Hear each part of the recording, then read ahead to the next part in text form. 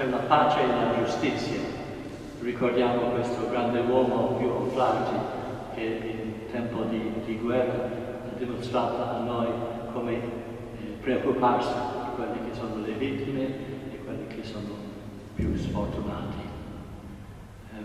I'm very pleased to celebrate this Mass. Relatives and relatives of Monsignor Hugh are here with us.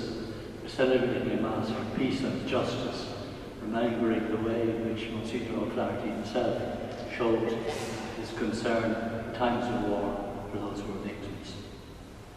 Als Ihre und als ehemaligen Vizerektor dieses Kollegs fühle mich geehrt und freue mich, dass ich vom Kolleg und von der irischen Botschaft eingeladen wurde, diese Messe zu feiern, um an den 60. Jahrestag des Todes von Monsignor Hugh zu erinnern.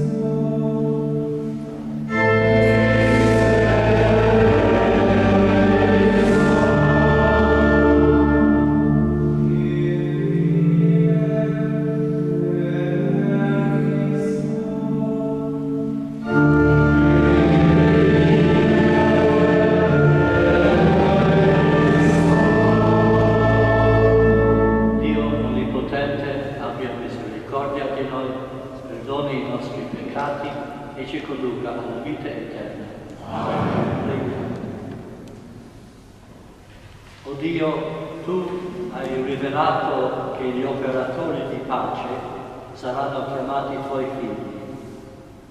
Concedi a noi di ricercare sempre quella giustizia che solo può garantire una pace stabile e autentica.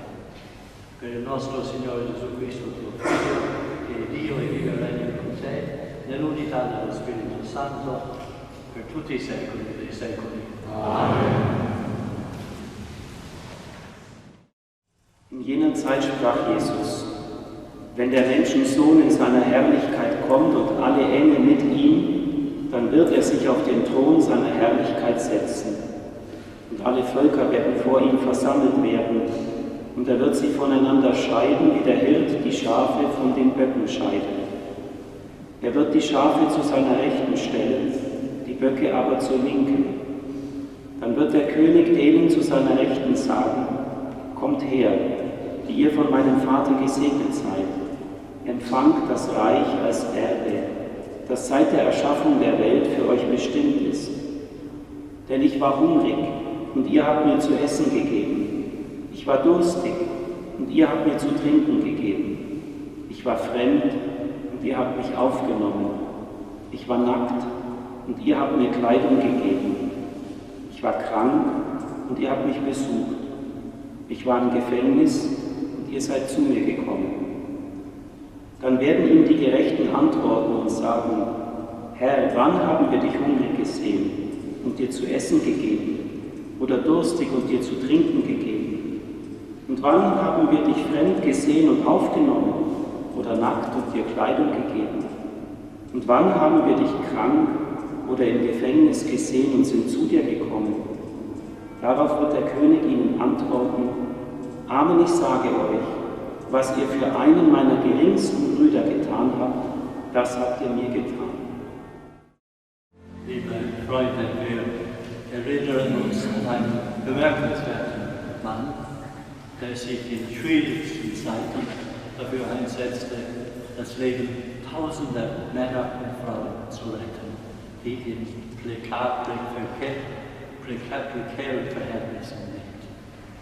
We come to remember the 60th anniversary of the death of Monsignor Hugh O'Flaherty. No biography could ever catch all the details of this extraordinary man's life history, much less have the ability to piece all those details into a living picture of a multifaceted man. He was a towering figure, He had extraordinary ability to establish human friendships. Yet he was also a somewhat reserved man, a man of prayer, a man who never failed in the celebration of daily Mass for many years in this very church. He might have been seen by some as a somewhat worldly man.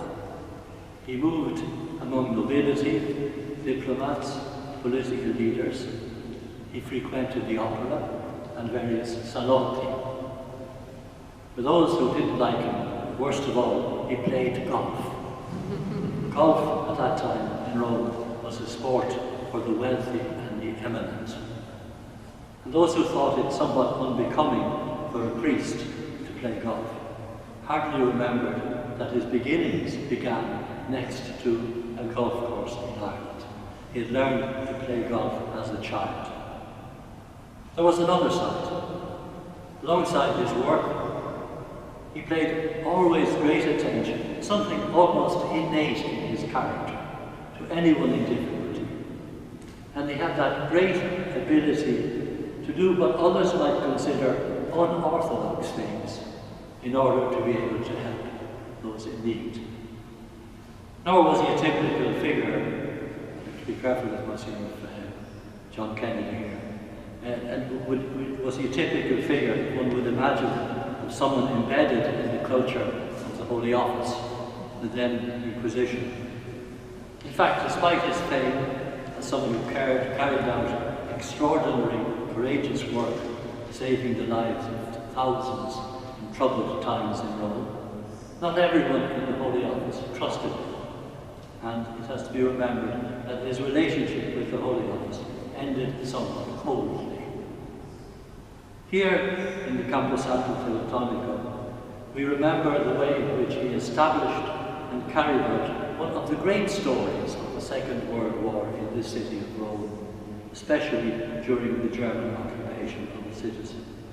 As a fellow Irishman and Campo Santino, I'm especially happy to see the emerging and, I would say, long overdue recognition of his work that he did from inside this venue. During the German occupation of Rome, life in the college was very precarious. There were people of various nationalities and backgrounds, all seeking refuge. Some with the blessing of the Vatikan authorities, others without either blessing or even knowledge.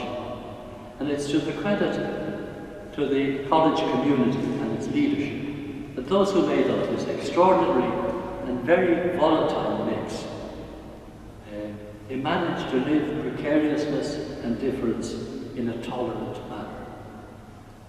I'd like in particular to mention the work of the Sisters of Christian Charity, Schwester von Paulina von Mallingrad, who looked after the domestic side of the house and provided food and care daily for many.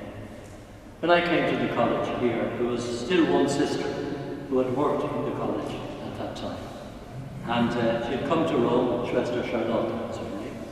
She came to Rome in 1937 to substitute for a sister who'd gone back to convalesce in Germany due to illness and was here to stay for 6 months.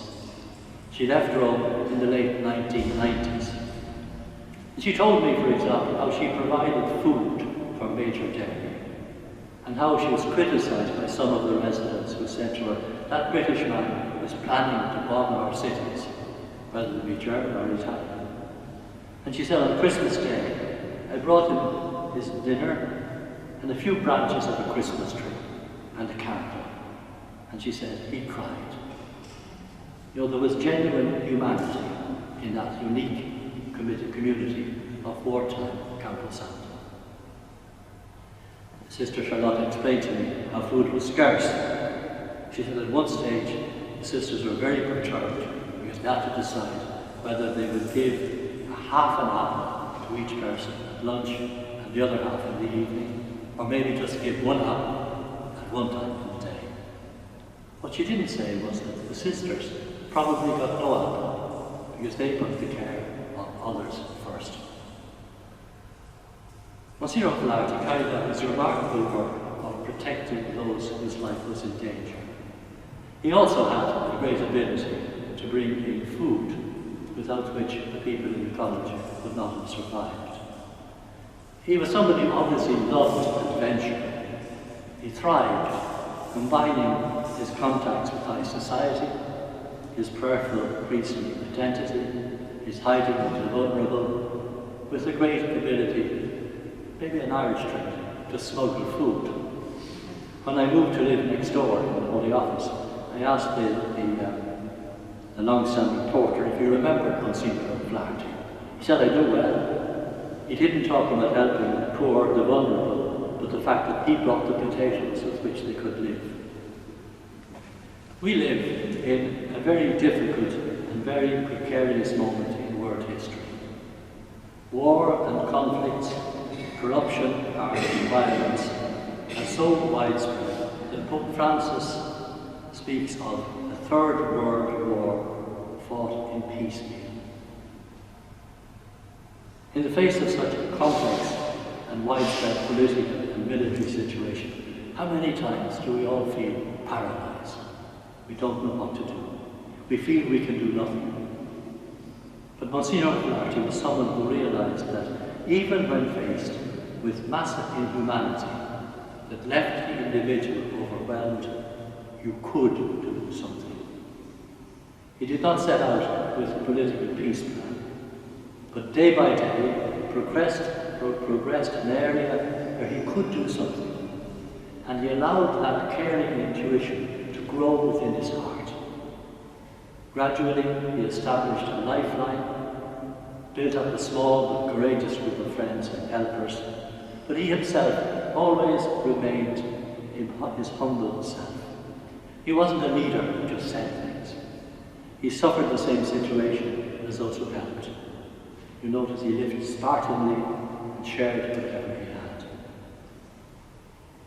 As Christians today, we're called to face so much callousness that exists in our world, and to rise above not just looking after ourselves, and rise above each one of us our own natural fears and prejudices.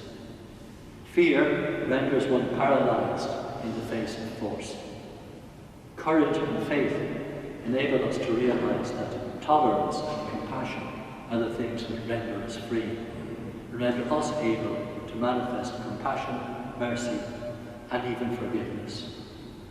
Only a free man could have set out, as Monsignor O'Flaherty did, to encounter and change the life of Colonel Capper, the one who would have done anything to kill him. Faith in Jesus Christ and following his path is never just a negative burden, but a response to the God who loved us first and frees us to be the loving persons that God created us to be.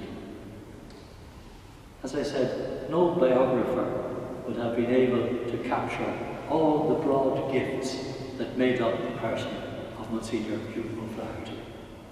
He was, as I said, truly a multifaceted and complicated human being.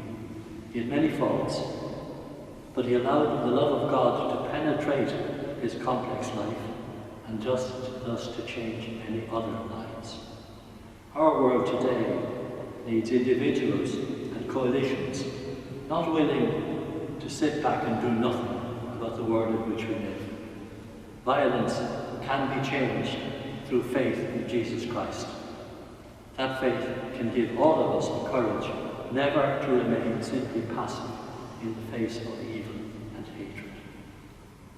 Wir erinnern uns an einen christlichen Priester, der die außerordentliche Gabe hatte, seinen täglichen Dienst mit einem wahren Geist praktischer Nächstenliebe zu verbinden. Der wahre Christ ist jemand, der angesichts möglicher Bosheit niemals untätig bleibt, sondern einen Weg findet, die Botschaft der christlichen Liebe in konkrete Taten umzusetzen, selbst wenn dabei das Risiko von Gewalt